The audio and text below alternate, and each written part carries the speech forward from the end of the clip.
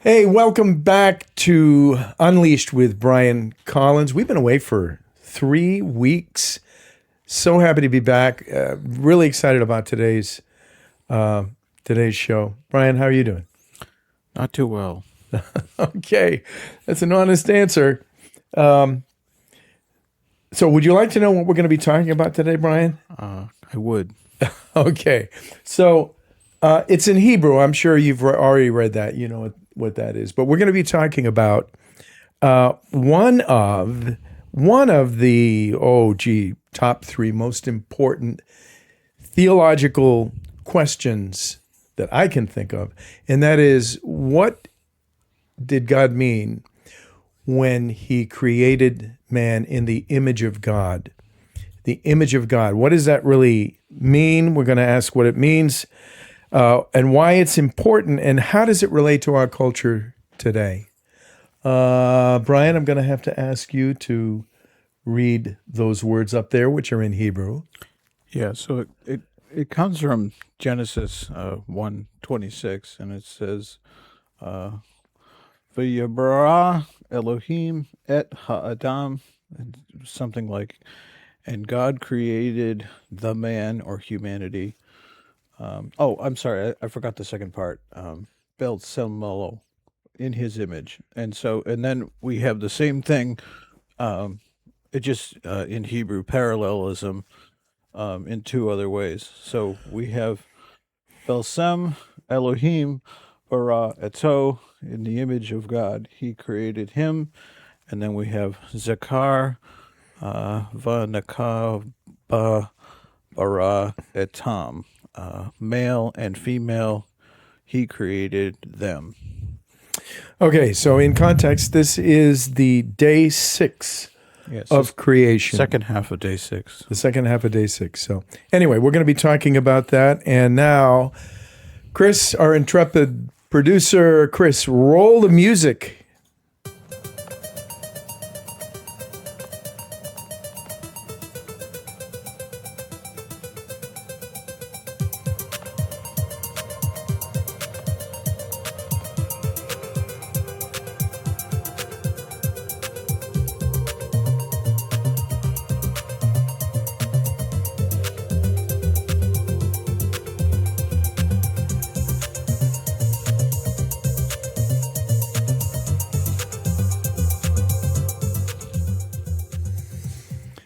What was that song? So you just listened to Land of Rust by Hombre Random.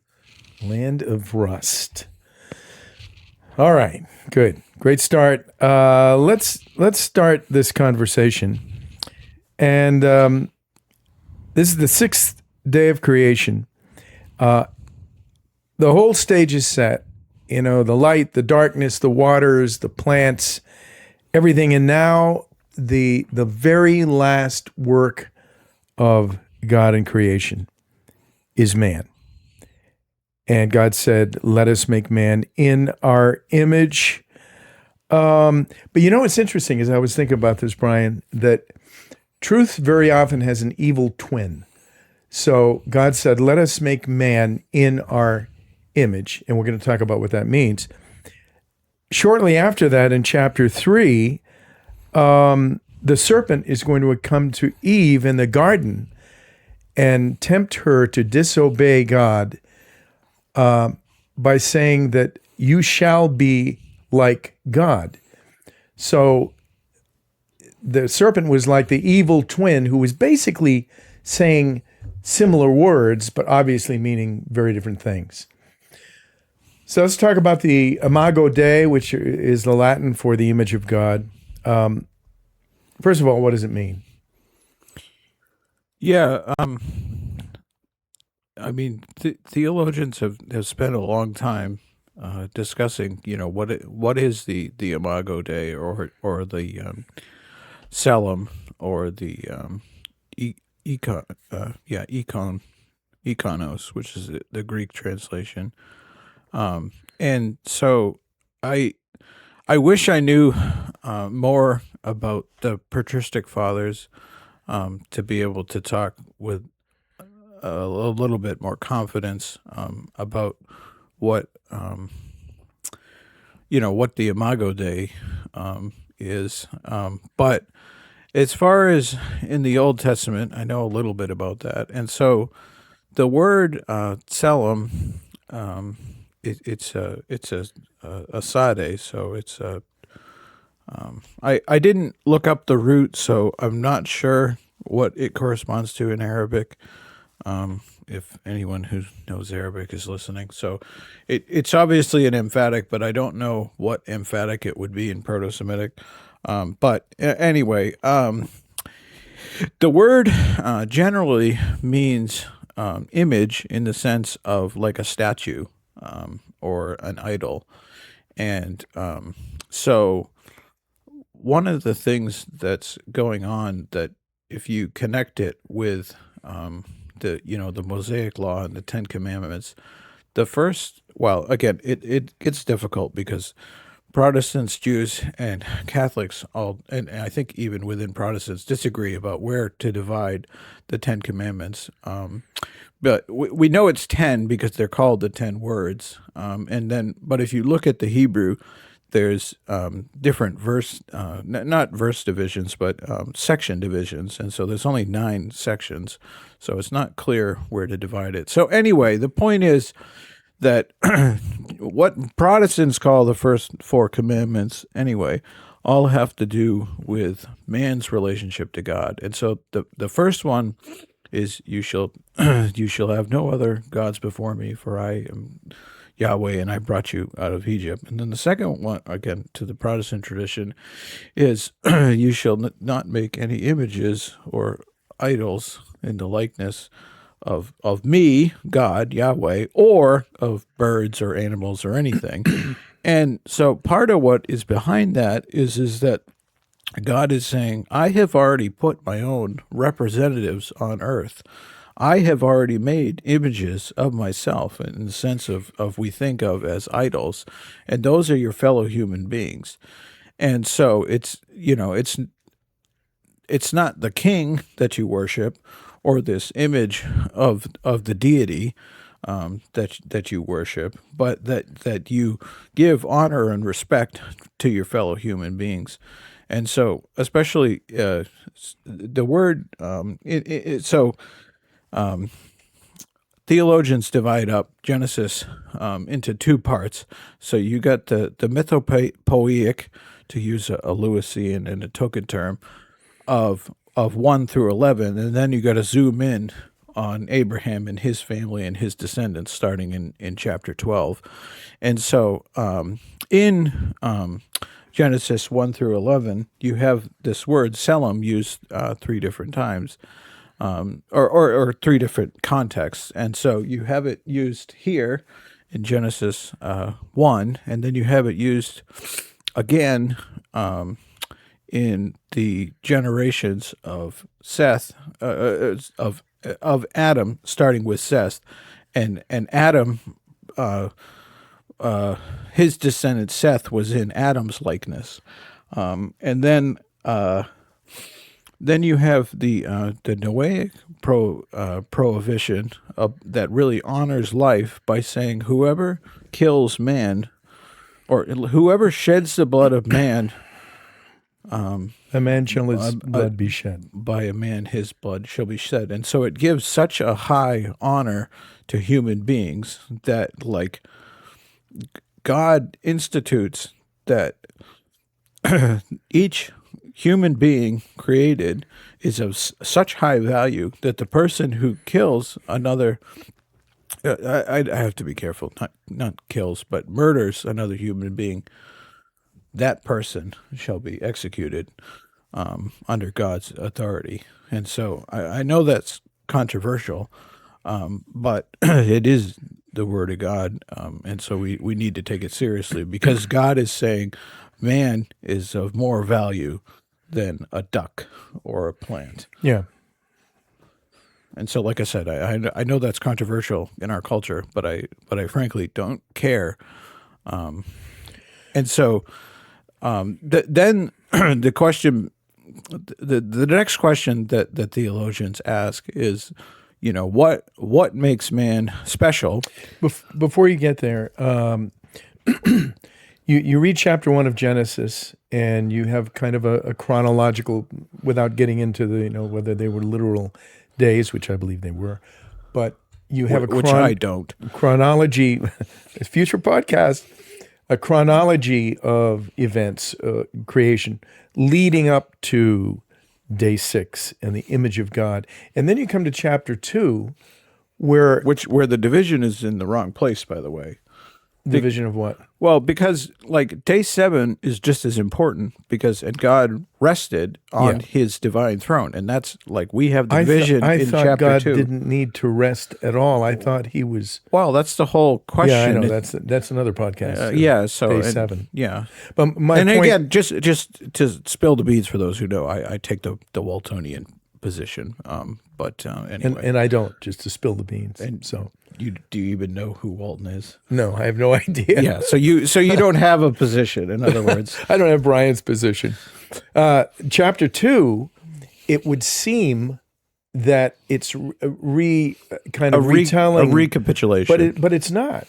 In my opinion, it's not. It's not. And the reason I say it's not is because you go to chapter 2, and it really shifts focus from the first 5 days of creation to man. It goes right back to man and the problem, in the garden and the sin and so on. Well, it starts to tell the story of sin. Well, the other reason that I don't think it's the same story is because in Genesis 1, it's about the entire world or inhabited earth, whereas Eden, whatever else it is not the entire earth. It's a garden within the word. Yeah. So necessarily it can't be the same. At least it can't be a total recapitulation, So in terms of text criticism and stuff, like the higher critics say, well, it's just two different sources, and maybe it is two different sources, but whoever compiled the narrative, you can call him a redactor if you like, is making two different points with the two different sources. What's a redactor? A redactor is a fancy word for editor. So again, I don't want to get into the weeds, but I'm just saying that those. It's too late. You're already in the weeds. Go ahead. I'm just saying that I personally believe that Moses is the author, but I'm just saying even if there were later editors, and I don't necessarily theologically see a problem with scribes from Ezra's school adding little footnotes or moving things around, because God through the Holy Spirit is over the entire process. And so, but in either case, even if they were two different sources, the theological point of the author or the redactor or redactors is you have the making of the entire world, and then you zoom in on a garden, which is a particular place within the world, not the entire world. And you zoom. I believe Moses was doing two different things. In chapter 1, he was telling the story of creation. In chapter 2, he's telling the story of the man that he created, who bears the image of God. Yeah, for sure. And again, just as the one thing that gets tricky is it's very hard because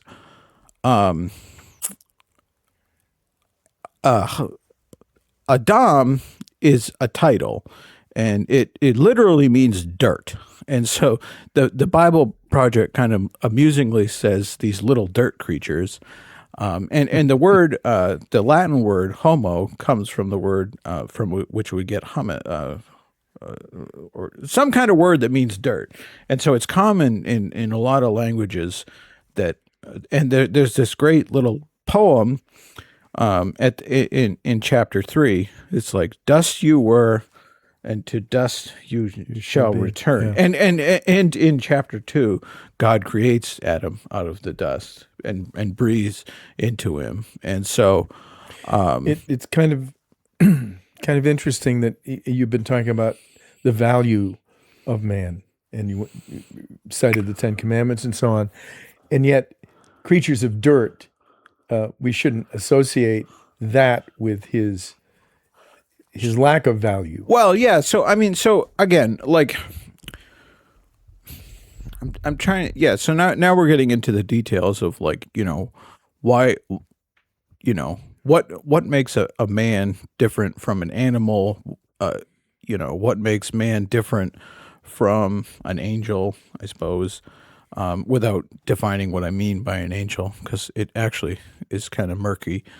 And so, and what makes man different than God. And so, one of the things, I was talking to one of my professors a couple of weeks ago, and I may have talked about this on the podcast, but one of the things that he says is that, like, in the biblical world, and mind you, this guy is an expert. He's he just got his doctorate in Assyriology, so. So he's talking about the ancient Near East, the A&E, and he said, you have the creator God that created all stuff, and he's the only true supernatural in the sense that we would think. And then you have other smaller g gods that they can't create stuff ex nihilo, but they do have what Ex nihilo. You just use some more Latin. What's that mean? Out of nothing. Yeah, go ahead. I'm sorry. Ex nihilo. I like it. Yeah, Greg's right. It does mean out of nothing, but ex nihilo is this idea that, like, God, the one true God, created things out of nature. And if you're into comparative religion, and I think there's a place. I think there's a place for it for the Christian, like, to be sober minded and read. What do other cultures say? One of the things that is common to all of them is that the stuff is already there, and that all those gods do is reform it or reshape it for their own purposes. And so, one of my favorites is the Norse myth, where there's a giant cow that comes and licks the ice off the world. And the other ones are similar, and it just means that, like, so like I said, that's the stuff itself is already there. And so in the Akkadian / Sumerian tradition, there was the fresh water and the salt water. I just don't remember their Sumerian names. Ea is fresh water. And the point is that there was already stuff there for them to manipulate. And so the difference, at least as understood by Second Temple Jews, was that, like, God created matter out of nothing by what we say divine fiat. I thought you were going to pause on fiat, but I was thinking of Jesus. This jumps to the New Testament, and Jesus pointing to the birds, his disciples to the birds, and those who were listening. He said, you are of so much more value than they, and even God feeds them. And yet, isn't it kind of a paradox that what Jesus said was true, obviously, that God values us more than the rest of creation, more than we've been given dominion over the birds and all of creation. But it's a paradox in the sense that we are, obviously, since the fall, we are so dependent on God. Even before the fall, man, though he was made in God's image, though he was so valuable to God, he was not God, which is what the lie of the devil in the garden. But you shall be like God. But he already was like God. Like God. Yeah, and but I'm saying he was totally dependent. He was still a creature for rather sure. than a creator. My point is simply that, like, the lie that Satan told Eve is that if you do this, you will become like God. Well, yeah, but it's a vacuous statement because you're already like God already. Yeah. Yeah. I was thinking of the great Socrates, who, and this really comes from stuff I've read in C.S. Lewis, but Socrates, of course, said the beginning of wisdom is to know yourself. And his corollary was, and to know nothing, and that you know nothing. Yeah, but doesn't that go in the opposite direction of the Bible and Christianity, which basically says, and this is the point Lewis was making, that to know yourself, you need to know your Creator, so that you can then know yourself. You need to know your Creator. It's outward, not an inward, as Socrates was saying. Yes. I don't know. I don't really have Well, I was many more thoughts than I agree with. That. I was trying to find the source of that. I think till you, what's the name of the Lewis? Till you have faces. Till you have faces is totally fantasy. So, and it's in a fictional world. So he wouldn't. He would have had to have made up. Well, kind of had made up a Greek like Socrates in order to say that. He did. It was part of a story he was telling. Anyway, that was his point. And then later, in a commentary, Lewis said that the truly progressive person is not the one who goes the farthest. If you keep going, well, the actual quote. Oh, come on! You have the actual quote. Well, at least you're ruining it. I don't doubt it. So, like, what he's talking about is like when you're on a journey, like, you know, and you realize that you've made a mistake, like, you know, you're looking and Lewis and the Inklings loved going on these walks where they would walk the countryside.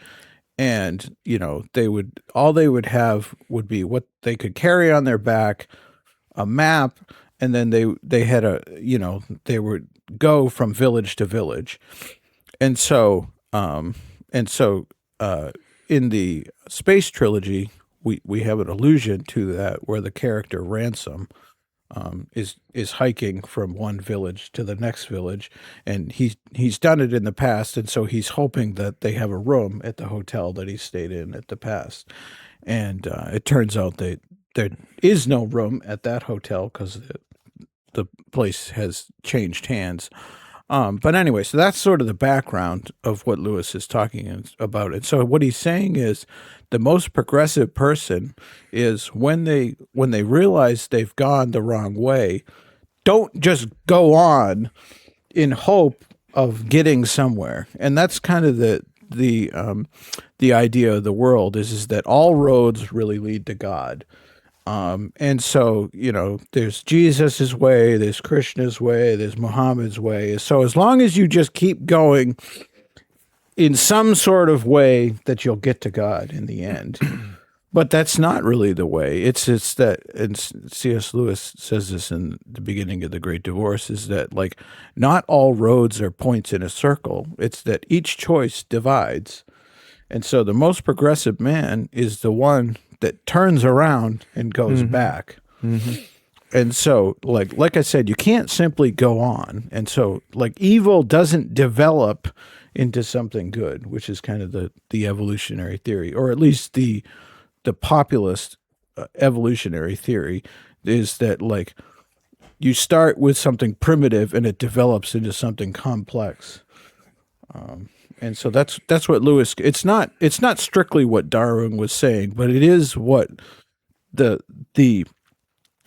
zeitgeist of Lewis's time into our time and by extension Zeitgeist means something worldview like, or it's something like the it's related to the worldview, but it's more like the driving force. And so anyway, so the point is that, like, in our minds, everybody wants progress. And so we look at, you know, in our day and age, we look at the original iPhone and we say, oh, well, that was so primitive. And look at the iPhone I have now and all the cool things that I can do it. When we forget that it was, you know, a man of genius that invented the first iPhone. So it wasn't that the iPhones themselves developed into something else. Mm-hmm. So, And so it's similarly, like, Lewis says, and the first train was called a rocket. And so he said, we look at the rocket and then we look at trains now and we look at how they've evolved. Yeah. And so the idea is that we, with our morality, and if we just educate people, that we will get rid of all the evils of the world. So what is it that is in us as image bearers, which is the word that Meredith Klein that we Yeah, it's mentioned really it's really a better word, because it's, I'm convinced by the Heiserian argument that it's a status the that what? Michael Heiser, Heiser, yes. that image bearers or imagers is really the better way to say it, because it's a status that we have. Because if for example, one of the things that theologians have tried for a definition of an image bearer, of what makes us different from the animals, is intellect. And so, but if you take that to the logical conclusion, what do you do with mentally disabled people? Are they still imagers of the? Save that thought, because we're coming to it. Well, That's and similarly, like with babies in the womb, like, are they? And some people, and again, I was too young, but to really remember this. I mean, I was alive, but one of the things that happened in the presidential election between Bush II's second term and John Kerry is John Kerry said, well, I believe in abortion because they're not humans. They're just potential humans. Hmm. And he's right if our definition of imagers is that that to be made in the image of God is merely to have intellectual thoughts. So is it just ironic that being created in the image of God, that our intellect, the things about us that are similar to God, the ability to create, the ability to communicate, unlike the animals, is it just ironic that that very thing, those very abilities have led us away from God? Like the Babel builders later in Genesis, Yeah, they start Genesis building 11. and building, and God finally had to destroy it. Reminds me of AI. And but Yeah, I'm not ready necessarily to talk about AI, but so there's two things that we have to talk about. So we have to talk about, what did it mean to be made in the image of God before the fall, and what does it mean to be made in the image of God after the fall?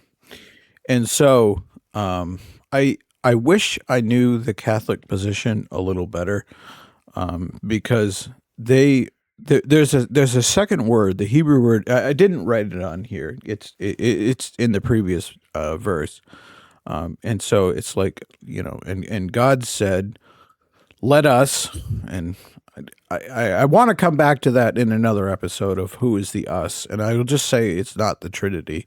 I think it's His divine counsel. Let us make man in our image and our likeness. And so Tselem is our image, and the word demut is likeness. And so as far as I can tell, it's Hebrew parallelism, and so it's the same meaning as image, and so he's just repeating himself for the purpose of emphasis. But the Catholics say no, that the likeness is something else. And then, if I remember correctly, they say something that it's super added to mankind. But in either case, both Protestants and Catholics say that something was lost at the fall, and that, like, we now have a reduced image of God. And so that, like, when people look at us, because we're sinful, they're no longer looking at God directly, like, because again, we're broken. And so, and I think that's part of the answer to like disabled people. Is it like, so for example, whatever source I was listening to, and I'm sorry, I just don't remember who it was, but I think it was one of the links that you sent me. I think it was the one on the child that was severely disabled.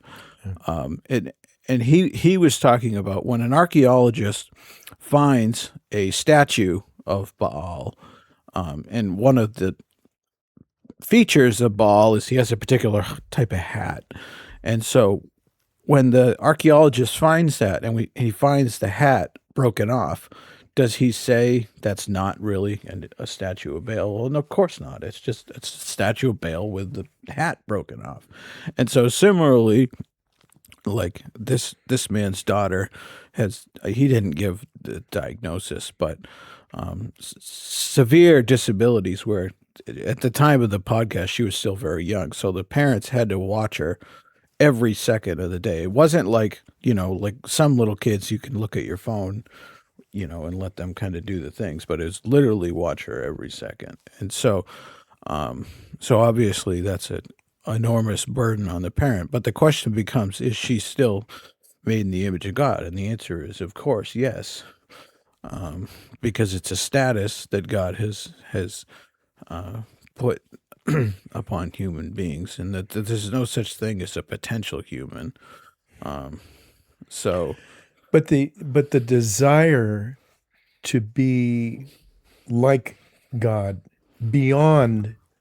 The sinful Let me just desire. finish the question. Yeah, the desire to be more than what you are is made in the image of God, which Eve was struggling with when the serpent tempted her. Is that somehow built into us? That was before the fall, just before the fall. But yeah, so I think I mean we're treading really deep water, and we're somewhat outside of the nature of the doctrine of the Imago Dei, and now we're into harmatology. But I think harmatology, sin. Yeah. I think the study of sin. Yeah. So and then what does it mean? The original sin and all the rest of that. And I think I agree with the Augustinian view, where he says that like original man, Adam and Eve, had the ability to not sin, and they had the ability to sin. And so he would say, posse non peccarum, posse peccarum.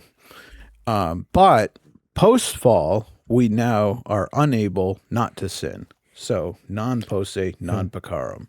Or excuse me, yeah, I think I got that right. So Eve was able to not sin, but chose to sin. And similarly, Adam was able not to sin, but still not sin. But now we, post-fall, are not able not to sin, at least not apart from the work of Christ. Well, I agree. We're a little bit out of the. So, like I said, we've switched gears from Imago Dei to harmatology. So yeah, I'm just wondering whether not that in any way God was the author of sin, not going there, but just that the nature that He gave us, the likeness that He gave it to God to reason, to make choices. Sure. Yeah. So yeah. Again, part. Well, and this is where it's difficult because like, what we're now talking about are the communicable attributes. Yeah. Let's define those. Right. I mean, so, the term. Yeah. So communicable attributes, like what we're now back into theology proper, is like what are the attributes that God Himself has, and what are the attributes that He alone has, within His triune, which are the incommunicable. These are things attributes. We can't share. It's not that we can't understand them. It's that we do not share them. Give me an example of an incommunicable. Yeah, so an incommunicable attribute would be His omnipresence, that He's everywhere. Yeah. His omnipotence, His foreknowledge. Those are incommunicable attributes. Yeah, there's some overlap. I don't know if that's probably not the right theological word, but some overlap because we're not omnipotent. That's incommunicable. but we do have power Yeah, for sure, and that's and knowledge. yeah, but for we're not- sure, and that's because there's three different ways, and again we're Yeah, I now know, we're now in the category of theology. That's what we do. Proper, but there's three different ways that you can talk about because we are finite beings, and so God needs to condescend in the sense of he needs to explain himself in ways that we can understand. And so sometimes it's there's three of them. There's the via negatione, which is the way of negation. And so like we being finite, God is not finite. He's infinite. Then there's the via altissima or existentia. Anyway, the way of over and so like in the same way as you said that we have power, we have a small amount of power, but God has all the power. He's omnipotent. And then there's the via analogia, which is the way of analogy. And so we can say that, we're like this and God is like this. And so with emotions and things, we can say, we have emotions and use them wrongly, but like there is a place for like a husband whose wife cheated on him to be jealous. Like that is a good and natural reaction. I mean, and God, when Israel cheats on him, he is naturally jealous. And so if you read books like Ezekiel or Hosea, you talk about God's jealousy of how he married Israel and Judah and they abandoned him. So anyway, I think the emotions are part of the via analogia. What were we talking about? Well, I was just wondering whether built into us, being made in the image of God, built into us. Oh, I was, see. Oh, I see. Yeah, I don't know. I'm undecided on the point of are the communicable attributes part of being made in the image of God? I think probably Augustine would say yes. I'm just not sure. I've thought about it enough. So one of the things that sort of helps me is like Lewis in Miracles, he talks about how like in talking, let's just say like with like your brain being physically damaged. And so there's the great story of the poor guy who worked on the railroad, Phineas Gage, who he was tamping down black powder into a hole to blow it up with this railroad thing. It's like 5 feet long, and he's tamping down the gunpowder, and the gunpowder explodes, and the whole thing goes through his head. And he lives, and his personality changes. And so the doctor that examined him years later found that a particular part of his brain was missing, and that area of the brain is now called Broca's area. And so I guess the poor guy, was like friendly, and afterward he became extremely angry and violent. And so the question sort of becomes like, did his soul change let me just say the immaterial part of him without defining necessarily what I mean, and the answer is probably not, but the physical part of his brain that does the mechanics, that was damaged. And so in one sense, his personality was damaged. And so if you're a total materialist, then you would say that like he himself was completely damaged. Mm-hmm. But if if like as we as Christians and believe that we're embodied soul, to use Kleinian language, that the medium, it's as if this microphone, like I'm speaking perfectly fine, but the microphone is distorting the thing. And so I suspect that it's something like that. Another example, like Joni Eareckson, like, she obviously was fully able-bodied, had the accident. Johnny Erickson Tata now, who as a teenager had a spinal injury, dove into narrow water and was paralyzed from the neck down.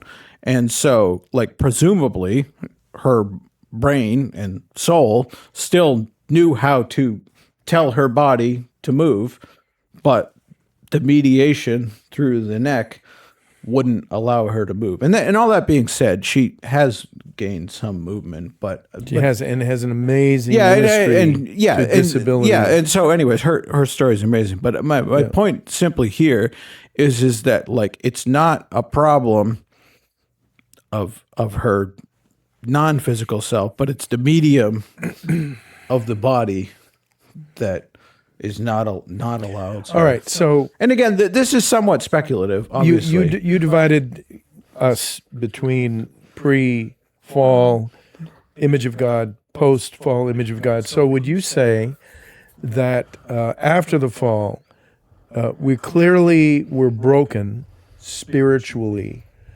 Would you say, as well as physically? Physically, would you say that disabilities, whatever form they take, are an example of that, or an expression of probably. That? Yeah, probably.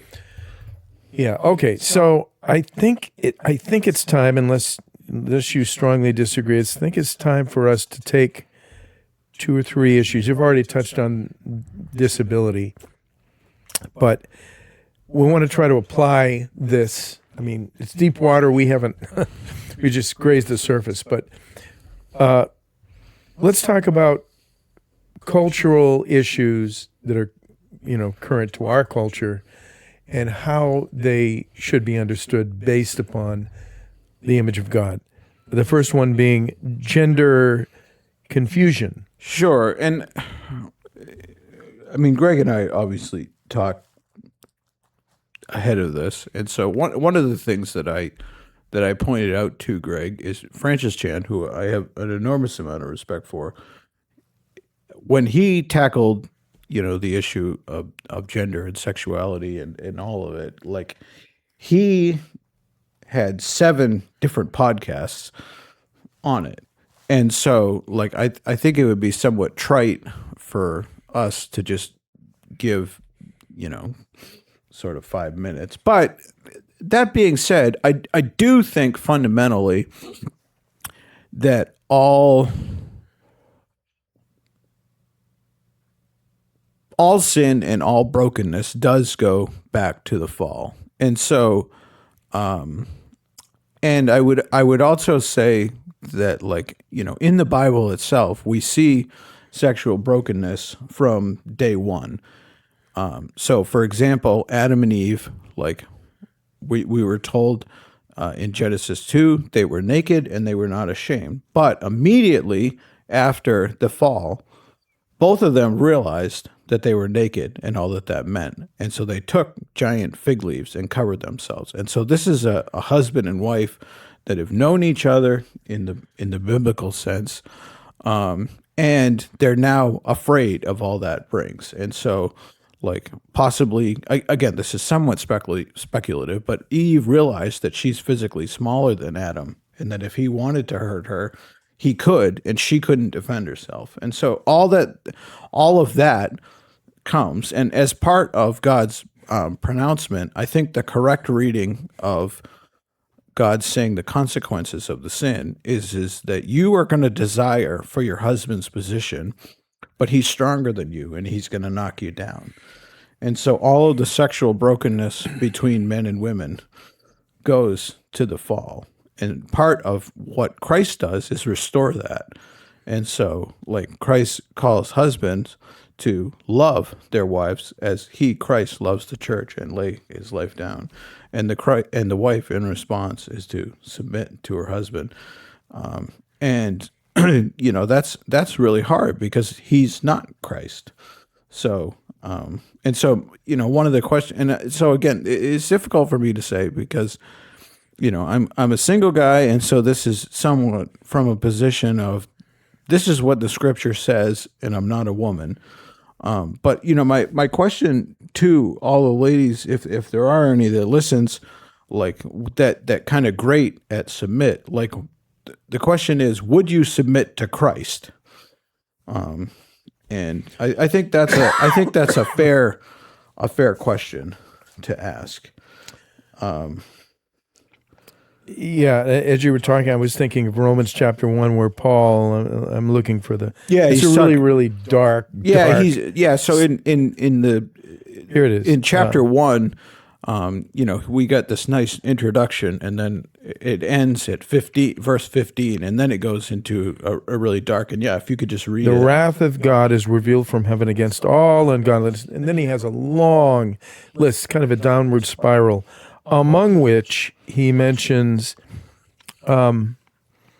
claiming to be wise, they, meaning sinful men, became fools and exchanged the glory of the immortal God for images, getting back to what you were saying originally about graven images and Ten Commandments, resembling mortal man and birds. And then he goes on, therefore God gave them up into in the lust of their hearts to impurity, to the dishonoring of their bodies among themselves. And then on further, their women exchange natural relations for those that are contrary to nature, and men likewise, and so on. So homosexuality, not gender confusion necessarily, but that whole area of our culture which has caused such confusion with respect to man and woman. And like I said, one of the things is like the homosexuality is as old nearly as the Bible itself, and so like one might argue that what's going on with Lot and Sodom and Gomorrah is not exactly merely homosexuality, because you have these angels. So did the men of Sodom want them because they were men, or did they want them because they were angels? And it's not necessarily clear from the text. Obviously, we get the word sodomy from that text, but later in Judges with the Levite and his concubine, it's certainly a case of, and the men of Gibeah say, send out the men that we may have sex with him. So the point is that homosexuality is as old as humanity itself, and similarly bigamy is as old as the Bible itself, because we have the descendant of Cain, his seventh son Lamech, having two wives, Ada and Zillah, and further than that, this man is a violent man because he thinks that because God said, cursed is whoever attacks Cain, that he is somehow even more entitled to be violent and do whatever he wants. And so he calls his wife and said, I killed a man for looking at me wrong, basically. And if Cain, is avenged 7 times, then I'm avenged 77 times. It's obviously completely misunderstanding God's and that's order. A long, long list in Romans chapter 1. So we're just picking and choosing. And so it's I don't necessarily want to pick on sexuality, and I'm not I'm not someone that has lived sexually pure. I look at bad things on the internet. So so again, I'm grateful in one sense that like I don't have a double perversion, but as C.S. Lewis, it was probably his friend Arthur Grace. We don't know who he's talking about, but he said, of the genuine homosexual, I've never understood how anyone can feel anything but bewildered pity.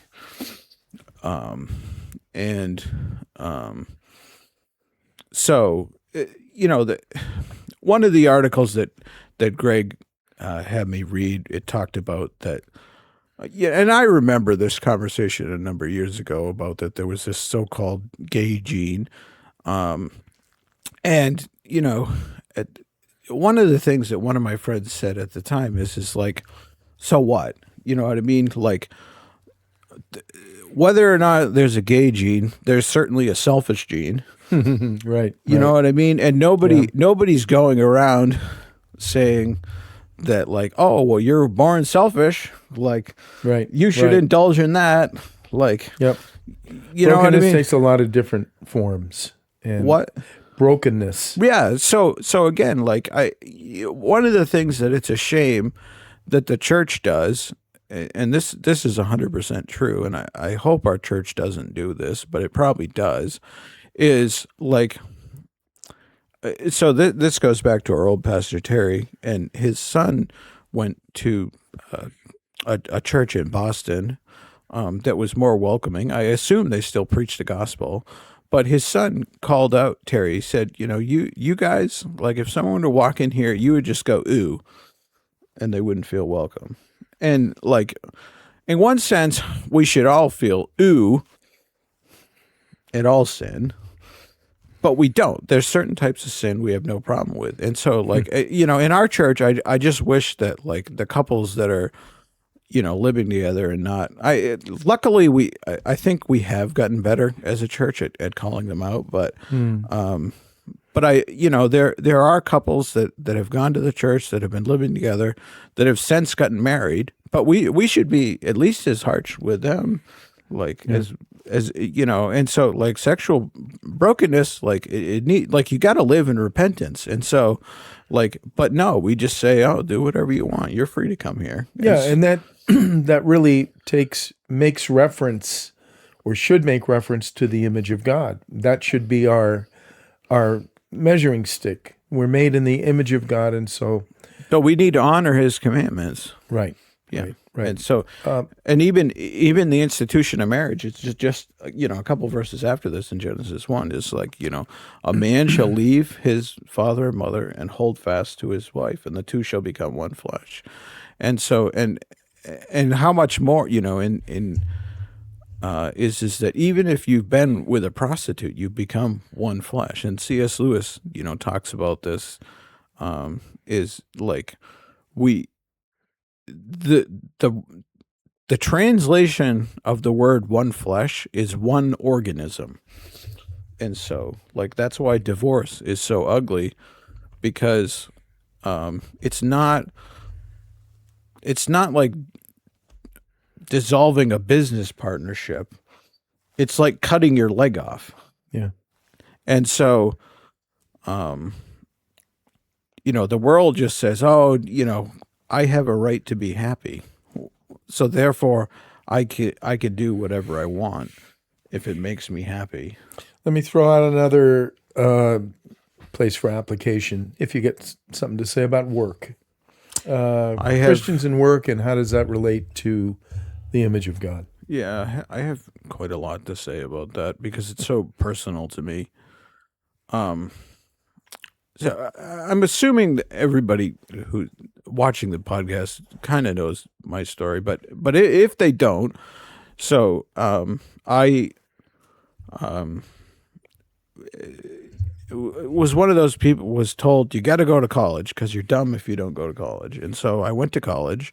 I did reasonably well, I think, and then it was just like, well, you're studying physics, so just get a doctorate, like. And so I was working on my doctorate, then I had a mental breakdown and just kind of stopped.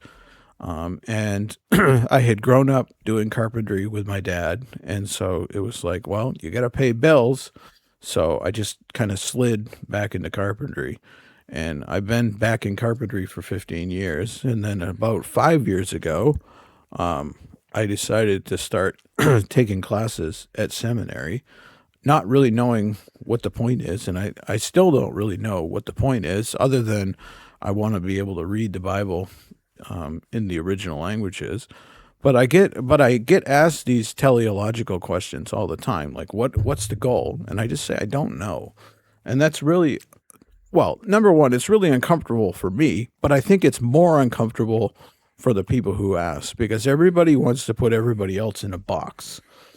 And so they want to say, oh, well, you're in this box, and so then I don't have to think about you outside of that box. Well, the box that Adam was put in in chapter 2, at least we read about it in chapter 2, is the Garden of Eden, where he was put there to till it, to work. Sure, I guess I should have started there. I Adam had a job from day one. And so one of his jobs was to till and take care of the garden. And so therefore we can take from that work itself is good. But we have to make a distinction between the fall and particularly Adam's part of the curse, which is by the sweat. It's actually literally the sweat of your face, but yeah, just where I was going. Go ahead. But by the traditional rendering in English, by the sweat of your brow, you shall work, and so the ground itself is going to fight you, and so like there's going to be thorns and thistles and weeds, and so before I wanted you to be a gardener. That was my divine God speaking to it. My divine mandate for you was to be a gardener, to take care of the garden. But now it's going to fight you, and further than that, I'm going to kick you out of the garden. Yeah, and prior to all of that, prior to the fall, in the account of creation day by day in chapter 1, there's one word that describes every day of creation. It was good. Yeah, it was good. Tov good. is the Hebrew And then, word. Tov, When he created man, he says Tov Meod, very good. Very good. Yeah. So. And so in either case, like God created work, and especially men created us to work. The problem is that it's become toilsome, and so I mean, we're getting into my own politics and my own bitterness about how the world used to, or at least it seems the world used to work, and what I personally felt I was promised by previous generations and even those within the church. And like one of those things that certainly our culture promised is that like if you go to school, you're guaranteed a job. And if you go to school and you find the right job, you'll never work a day in your life. And these are all just lies.